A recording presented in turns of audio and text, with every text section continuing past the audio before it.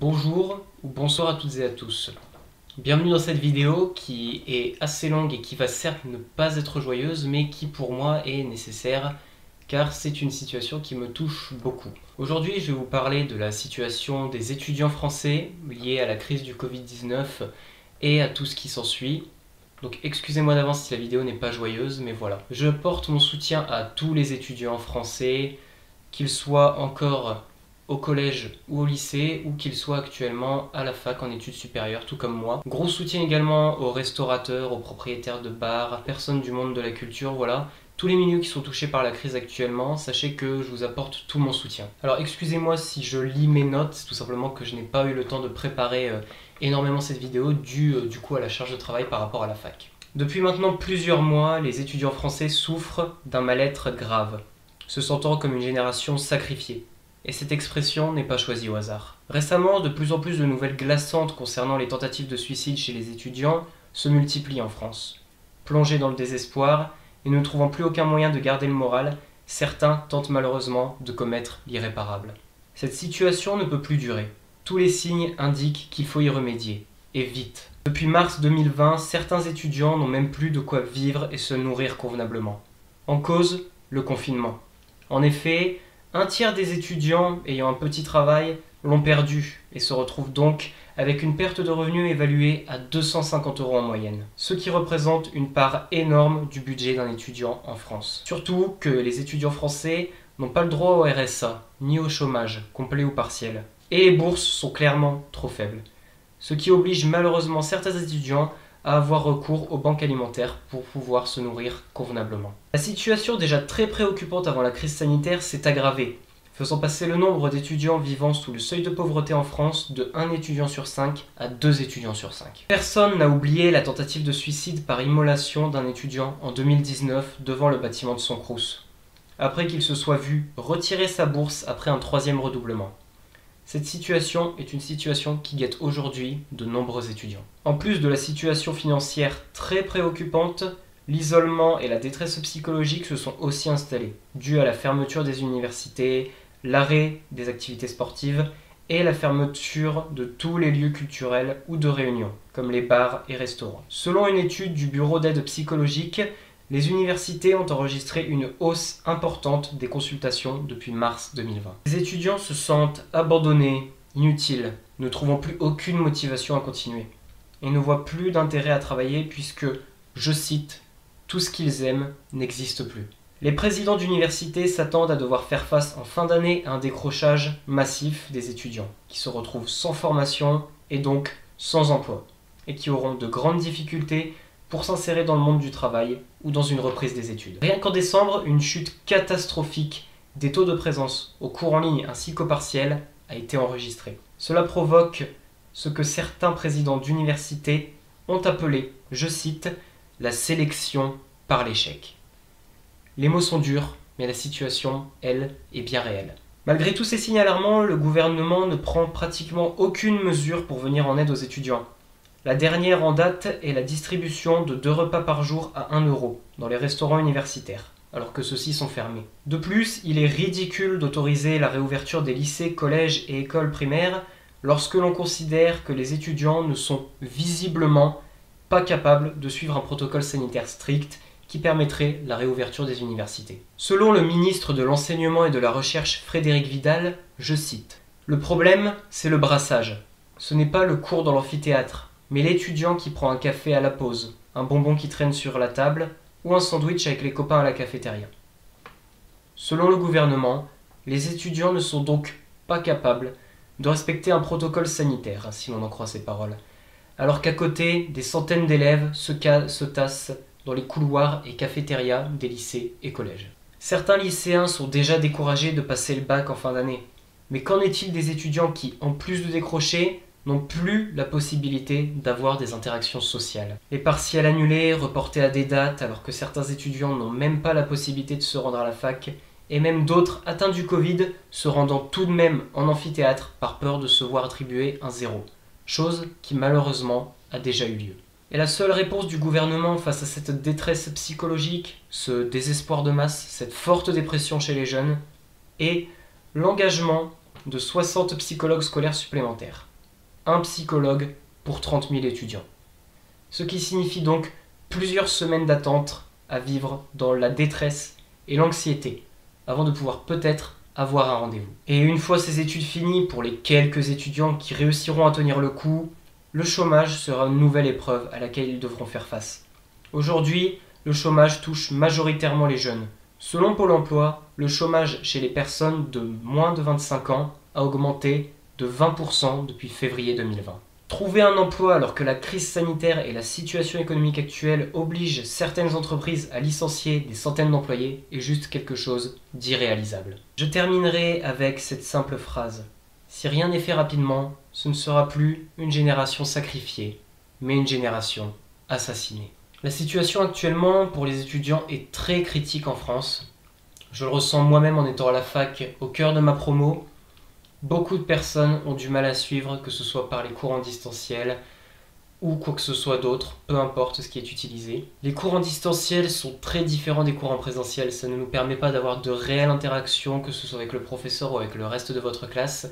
Et si vous avez des difficultés à comprendre un point, il est beaucoup plus difficile de demander une explication claire par mail à un professeur que de lui demander en face à face dans un amphithéâtre. La majorité des étudiants français et même des enseignements qui sont encore au collège ou au lycée avant d'atteindre l'enseignement supérieur souffrent énormément de cette crise. Les cours en distanciel, le relâchement, le décrochage scolaire, l'abandon des études, une perte de motivation, la dépression, l'anxiété, le stress, le manque de motivation, l'impossibilité d'avoir une interaction sociale, ce qui est très dur à vivre lorsque l'on vit dans un 9 mètres carrés comme beaucoup d'étudiants en France malheureusement. La situation est très critique et malheureusement, le gouvernement ne prend clairement pas assez de mesures. Je sais bien que je n'aurai pas un très grand impact avec cette vidéo étant donné que ma chaîne n'a pas une très grande portée, mais je souhaitais quand même intervenir à mon échelle pour peut-être faire en sorte qu'au moins une trentaine, quarantaine de personnes puissent voir cette vidéo et comprendre le message. Si des étudiants regardent cette vidéo, sachez que je vous soutiens entièrement.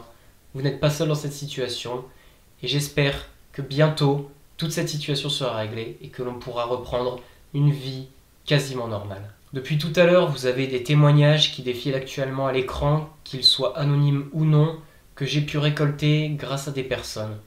Si les personnes ne souhaitaient tout simplement pas que les messages s'affichent à l'écran, vous avez également des écrits que j'ai rédigés moi-même par rapport à ce qui m'a été dit par ces personnes, dont je respecte l'anonymat bien évidemment. Je remercie toutes les personnes qui m'ont fortement aidé à réaliser cette vidéo, que ce soit toutes les personnes qui ont accepté de témoigner pour moi, que ce soit de manière anonyme ou non, ainsi que mon ami Antoine, que vous allez voir dans la seconde partie de la vidéo, avec qui j'ai fait un appel vidéo que je vais vous diffuser et dans laquelle il a également parlé de son ressenti et des témoignages qu'il a reçus de la part de ses camarades à lui. Pour ma part, la situation a été très difficile. Dès mars 2020, lorsque le premier confinement a été annoncé, je n'ai quasiment eu, pour ainsi dire, aucun cours. De mars à juin, je n'ai eu qu'une seule et unique visioconférence. Tous les autres cours ont été donnés par écrit par les profs, nous donnant encore plus la sensation de ne vraiment pas pouvoir suivre le cours et avoir la moindre question à poser. Les partiels, quant à elles, ont été complètement neutralisés, ce qui est un problème lorsque une personne est en recherche d'emploi. Si son diplôme universitaire a été obtenu à cause de la crise du coronavirus, on ne se sent limite plus méritant d'avoir eu le diplôme. Le second confinement et la reprise des cours a été encore plus dur, étant donné que pour ma part, et je sais que beaucoup de personnes étaient dans le même cas que moi, mais beaucoup de personnes n'ont pas été dans ce cas également, j'ai été en distanciel dès mon tout premier cours en septembre, à la reprise de cette année. Je n'ai donc depuis septembre et depuis ce début d'année scolaire eu aucun cours magistral en présentiel, et les TD qui étaient au départ en présentiel sont très vite passés également en distanciel. La seule chose que j'ai pu passer en présentiel récemment sont mes partiels. Je vous laisse écouter le témoignage d'Antoine et la visioconférence que nous avons fait tous les deux pour parler de son témoignage et de son expérience. Si jamais des étudiants se sentent mal actuellement et souhaitent parler de cette situation, vous avez mes réseaux en description qui vous permettent de discuter avec moi. Si vous avez besoin de discuter avec quelqu'un, vos conversations resteront totalement anonymes et ne paraîtront pas dans une prochaine vidéo, ne vous inquiétez pas là-dessus. Tout le monde, donc, du coup comme je vous l'avais dit, on est en visio avec Antoine actuellement, qui va donc, parce qu'on est quand même deux à être dans la même situation, on est littéralement dans la même fac, voilà, pas dans les mêmes promos mais dans la même fac. Donc on va vous en parler à deux. Alors désolé parce que d'habitude, quand on est à deux, on sait que c'est des vidéos où on déconne pas mal, où on raconte des conneries. Là, ça va être une vidéo très sérieuse, donc on va moins rigoler, mais faut le faire, parce que si on le fait pas au bout d'un moment, la situation se débloquera jamais.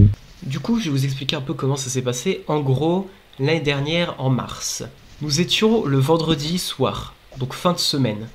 On était sortis tous les deux de la fac à 17 h et on était allés à Basic Fit. Parce qu'à l'époque, c'était encore... Ah, je me souviens. On était à la salle et Antoine reçoit un message sur sa montre connectée sur une possibilité que les facs ferment. Et on s'est pas attardé plus que ça là-dessus.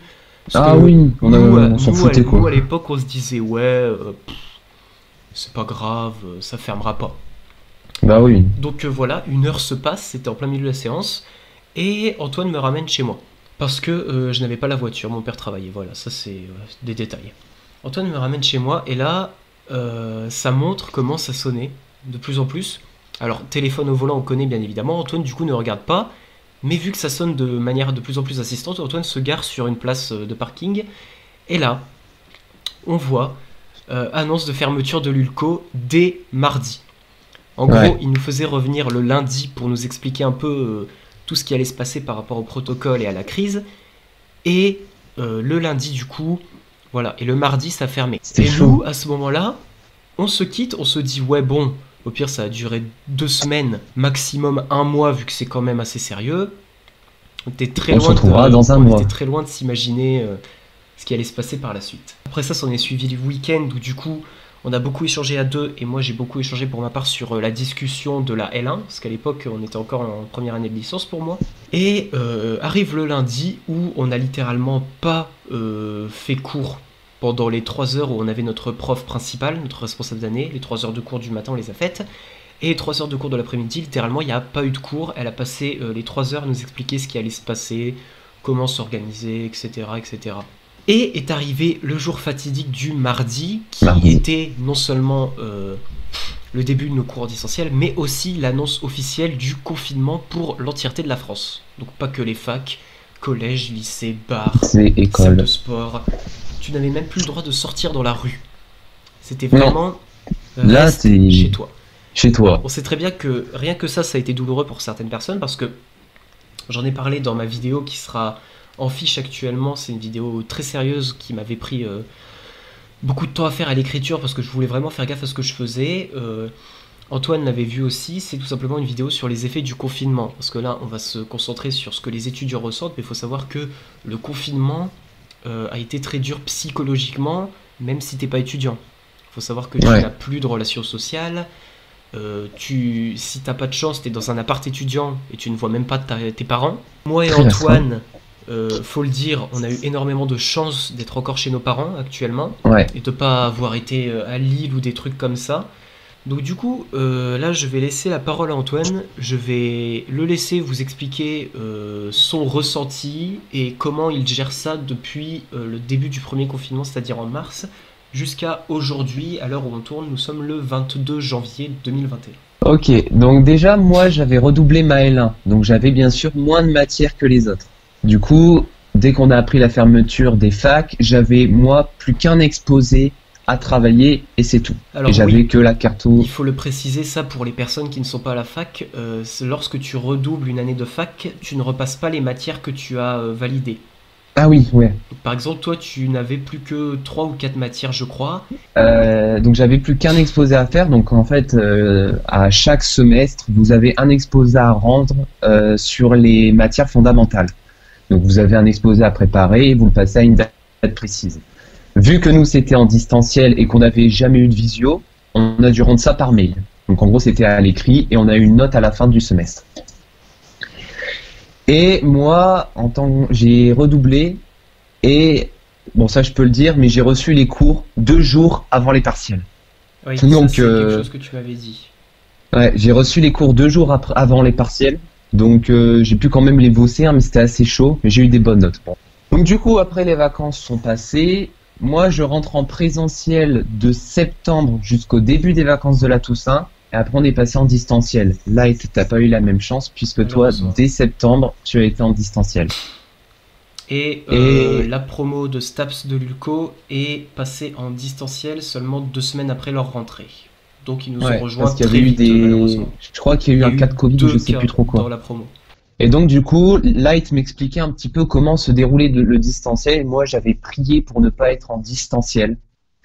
Et finalement, à la fin des vacances de la Toussaint, je suis passé en distanciel avec toute la fac. Toute la fac est donc passée en distanciel et on a compris, et j'ai compris le calvaire que Light a subi pendant les 2 premiers mois de distanciel. Parce que c'est une horreur, c'est une horreur. On reçoit un lien Zoom et ça se fait via l'ordinateur, donc déjà il n'y a pas d'interaction avec le prof. Ça bug toutes les 30 secondes.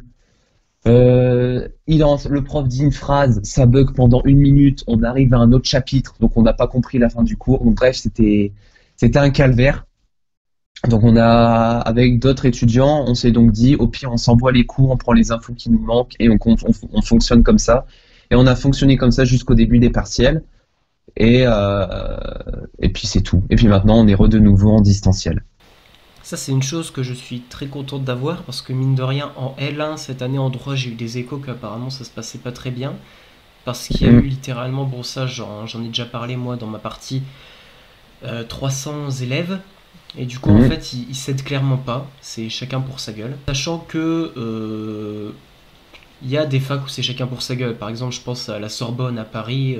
Là, c'est chacun pour soi. Ah ouais, bah ouais. Mais moi, dans ma promo, on est à peu près 97. Mais vous vous doutez que tout le monde ne vient pas en amphi, etc. On est à peu près une quarantaine d'élèves à s'entraider entre nous. S'il y en a qui ratent les cours, on s'envoie les cours. S'il y en a qui bug, on leur envoie les cours, etc. Donc vraiment, on s'entraide énormément et c'est ça qui est très bien. C'est que malheureusement, tout le monde n'a pas eu la chance d'avoir une promo qui se Cette aide. soutient entre eux pendant le confinement, malheureusement. Alors au début, j'étais très bien, moral, il était au top, etc. Ça, Puisqu'on c'est nous ça, avait c'est le dit, début du distanciel quand tu ne connais pas. ouais, voilà, c'est ça. Et on nous avait dit que ça allait durer 2 semaines. Donc pour le moment, je me suis dit, bon, c'est 2 semaines de visio, après on pourra retourner en présentiel à la fac. Donc moi non, j'étais bien. J'allais au visio, tout se passait bien, ça buguait pas encore à ce moment-là. Donc tout allait pour le mieux. Sauf que après la 2e semaine, on a appris que jusqu'aux vacances de décembre, on allait être en distanciel. Et c'est à partir de cette annonce-là que mon moral a baissé. Et que j'ai aussi perdu de la motivation pour aller en cours. C'est en fait, la motivation, quand on va en présentiel, on doit se lever, on doit prendre la voiture, on doit aller dans un lieu pour bosser. On bosse à fond dans le lieu et après on repart chez nous. Sauf que là, on se levait et on devait aller à notre bureau. Mon bureau est juste à côté de mon lit. Donc vraiment, j'avais que 2 pas à faire pour être sur mon lieu d'études, on va dire. Et c'est vrai que ça fout les boules et ça te fait baisser le moral. Et on a une baisse de détermination, clairement. Moi, j'avais plus envie d'allumer l'ordinateur parce que je savais que soit ça allait bugger, ou soit j'allais pas recevoir le lien, etc. Donc pour moi, j'avais cette peur-là. Et c'est vrai que un mois avant les vacances, je commençais à ne plus dormir. Clairement, je dormais très peu. Genre, allez, 5 heures, c'est vraiment le maximum que je pouvais donner pour dormir. Parce que j'avais des interrogations avant de me dormir. Est-ce que le prof avait bien reçu le travail que j'avais envoyé? Est-ce qu'il l'a reçu en entier? Comment va se passer les visios de demain? Et puis tout plein d'autres interrogations. Donc moi j'étais stressé. Donc pour dormir, c'était pas le top. Donc avant de dormir, j'avais ces interrogations qui me trottaient dans la tête pendant 1, 2, 3 heures, en train d'essayer de trouver des réponses. Et bref, je pouvais pas dormir. Donc c'était très dur vers la fin des cours. Et maintenant, j'ai retrouvé un petit peu de détermination, mais c'est quand même un peu dur. Mais on se soutient avec d'autres élèves, donc ça va. Mais c'est très dur. Voilà, ouais, exactement. C'est ça le plus important en fait. C'est l'impact psychologique vraiment que tout ça a en fait sur les personnes et sur la motivation à aller en cours. Du coup, maintenant qu'Antoine, tu nous as parlé un peu de ce que tu as ressenti, tu vas pouvoir nous parler de témoignages que tu as recueillis d'étudiants. Ouais, qui resteront anonymes. Ils veulent rester Alors, anonymes. Antoine n'a pas eu de screen comme moi. Donc lui, C'était en appel. il va seulement parce qu'il les a eu en appel directement, voilà. Du coup, je vais laisser Antoine vous rapporter un peu tous ces témoignages. Le problème qui est revenu le plus, c'est comment je pourrais dire ça? C'est donc la baisse de détermination. Clairement, il y avait des gens qui ne venaient plus en cours parce qu'ils en avaient marre d'être en distanciel. Ils ne voulaient plus. En fait, pour eux, voir quelqu'un, c'était primordial. Et là, ils ne voyaient personne, ils voyaient juste des têtes ou un écran noir parce qu'il y en a qui n'activent pas leur caméra. Donc, pour eux, ils ne voulaient plus aller en cours pour éviter ce supplice-là. Alors, vu que ces gens-là, on les connaissait de là et là, on savait qu'ils bossaient très bien. Donc, du coup, on leur envoyait les cours, ce qui est normal. Il y en a qui sont tombés en dépression, qui ont dû aller voir les médecins pour qu'ils leur donnent un traitement à suivre parce Ça, c'est quelque ils ne chose supportaient aussi plus. que je souhaiterais souligner et qui est... Je blâme pas notre établissement pour ça, mais c'est un peu déplorable, c'est le fait que dans notre établissement, on n'ait pas de psychologue scolaire, en fait. Ouais. Donc, du Malheureusement. coup, ils ne pouvaient pas prendre rendez-vous avec un psychologue de la fac vu qu'il n'y en avait pas. Du coup, ils sont allés voir le médecin pour qu'il leur prescrive un traitement ou quelque chose. Et par la suite, ils ont pris rendez-vous avec des psys. Mais c'était très compliqué. C'était très très compliqué. Ils avaient peur en fait d'exposer leurs problèmes et de ne pas être pris au sérieux. Et c'est ce que je comprends. C'est que avec le gouvernement, on est complètement transparent. En ce moment, on n'existe pas. À chaque fois que Castex a parlé ou que quelqu'un d'autre a parlé, dans les tableaux, le mot fac ou université n'était pas employé. C'est vrai ça. Et ça, C'est toi qui me l'avais envoyé c'est un live. petit coup de gueule que j'aimerais passer parce que cette vidéo a quand même pour but de faire bouger les choses. C'est que la ministre de l'Éducation supérieure, donc la ministre qui est Mm, normalement responsable de nous, je ne l'ai pas vue de toute la crise. La mm. première Alors, je fois sais pas. que j'ai vu son visage et que je l'ai entendu parler, c'est dans la conférence de presse qu'ils ont fait il y a une petite semaine maintenant. Et c'est la Ouais, première fois que j'ai entendu parler d'elle. Avant, elle était vraiment inconnu. absente. Aucune mesure n'était prise de sa part pour nous aider. Même si c'était dur de prendre des mesures, au moins un petit message de soutien de la part de la ministre qui s'occupe de nous pour nous montrer que le gouvernement ne nous oublie pas, mais non. Rien, Rien absolument du tout. rien. On parle d'étudiants fantômes, mais visiblement on pouvait aussi parler de ministres fantômes à ce niveau-là, malheureusement. Je passe un message, si certains nous regardent, ou si certaines personnes sont fils ou filles de parents qui ont cette profession, un gros soutien aux personnes du monde de la culture, du spectacle, du théâtre, du Mm. cinéma, des salles de spectacle, etc. Tous ceux qui font de l'événementiel et tout, comme les festivals en été et tout. Les festivals, mon Dieu, quelle horreur, les festivals en été. Et surtout, gros soutien au milieu qui, je pense, est le plus touché, au milieu de la restauration. Ouais. Restaurants, bars, fast-food, voilà. Eux, ils s'en sortent un peu parce qu'ils peuvent faire de la livraison en drive, comme le McDo et le Burger King, par exemple. Mais gros soutien au monde de la restauration et des bars, voilà. C'est déplorable, mais il y a un restaurateur qui s'est malheureusement, voilà, les mots sont forts, mais qui s'est malheureusement donné la mort il y a de cela une semaine. Et parce qu'ils ne s'en sortaient pas, ils ont des centaines, voire des milliers d'euros de dettes et de loyers De impayés dette, ouais. pour leur restaurant, des employés qui sont au chômage partiel et qui du coup n'ont pas le salaire qu'ils devraient avoir. Et voilà, c'était une petite parenthèse pour leur apporter mon soutien s'il y en a qui regardent cette vidéo par hasard. On pense à vous, voilà. Très gros soutien à vous parce que c'est vous malheureusement qui souffrez le plus de cette crise avec Le nous. plus. C'était une petite parenthèse pour apporter nos soutiens et maintenant du coup je vais laisser Antoine revenir au témoignage de ses camarades. Du coup, il y en a qui sont tombés en dépression.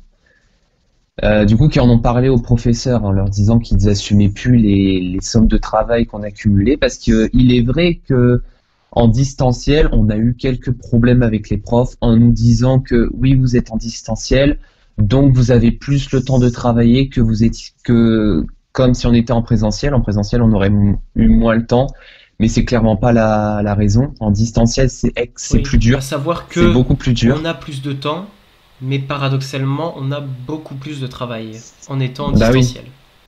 Parce que on doit, normalement en présentiel, on peut interroger les profs, leur poser des questions, etc. Donc on a une somme de travail qui est réduite, tandis qu'en distanciel, on ne peut pas poser toutes ces questions.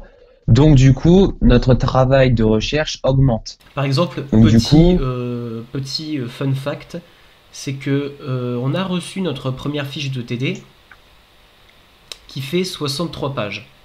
Bon, je passe sur le fait qu'on va devoir acheter une cartouche d'encre pour imprimer l'entièreté des pages, mais au-delà du fait, c'est que là, je ne vais pas me plaindre parce que nos TD commencent dans 2 semaines. Mais imaginez la charge de travail quand vous avez 63 pages de documents à traiter en une seule semaine, avec à côté des cours magistraux dans d'autres matières, à réviser, et d'autres TD à bosser, puisque à côté il y a compétences numériques, un autre TD de matière principale, et l'anglais. Ce qui fait qu'on a 4 matières en TD à bosser, plus les cours magistraux. Et traiter un dossier de 63 pages, vous vous doutez bien que humainement, si on a ça dans les 2 matières principales, 120 pages avec tout ce qui est à côté, humainement c'est juste impossible. C'est pour ça que moi, avec un groupe d'amis, on a décidé de se répartir les documents. C'est-à-dire par exemple sur les 21 documents que comporte cette fiche, il y en a un qui en fait 3, un autre qui en fait 3, un autre qui en fait 2 parce que les documents sont plus longs, un autre qui en fait 5 parce que c'est des documents courts. Voilà, on se répartit la tâche et après on met en commun sur un Google Docs qu'on a trouvé pour avoir l'entièreté du TD de fait. Mais il y a des étudiants qui n'ont pas cette chance malheureusement et non. qui se retrouvent tout seuls à traiter 120 pages de documents par semaine. Et tu comprends qu'au bout d'un moment, il y a le burn-out qui arrive. Par exemple, après les partiels, on a l'une de nos amies qui nous a dit bah, je vous aurais bien invité à prendre un verre, mais malheureusement on peut pas, voilà. bah ouais, voilà, c'est ça. Tu ne peux pas renouer vraiment le contact social avec tes potes, sachant qu'en plus il y a le couvre-feu, les profs se finissaient à 17h, donc ils avaient 1 heure pour rentrer chez Bah eux. ouais. Alors ceux qui habitaient à Neufchâtel et tout, on a passé 30 minutes en ville à discuter, enfin en ville c'est un grand mot parce que tout est fermé. Mais voilà quoi. Malheureusement, Non, c'est il très y en a compliqué. 2 qui ont dû repartir immédiatement pour retourner à Calais. J'ai reçu à peu près 50% de ma fac qui m'a envoyé donc des témoignages par téléphone et c'était du 50-50 on va dire. Donc du 25%, 25%, c'était Voilà. soit de la dépression, soit un manque de détermination. Merci à tous d'avoir visionné cette vidéo qui est très importante pour moi et très importante pour beaucoup de personnes qui la verront, je pense. Je ne le demande pas souvent, mais pour que cette vidéo fasse bouger les choses, je vous demanderai de mettre un j'aime et de partager cette vidéo à toutes les personnes que vous connaissez qui sont concernées ou qui pourraient à leur tour la relayer de leur côté. Je sais qu'avec la portée que j'ai sur ma chaîne, c'est un peu une bouteille à la mer que je lance et j'espère que certaines personnes trouveront cette bouteille. Merci à toutes les personnes qui sont encore ici, qui ont visionné cette vidéo jusqu'au bout. Gros soutien à toutes les personnes qui souffrent de cette crise. Merci d'avoir visionné cette vidéo très importante. Je vous dis à très bientôt de la part de Lightfire. Merci beaucoup.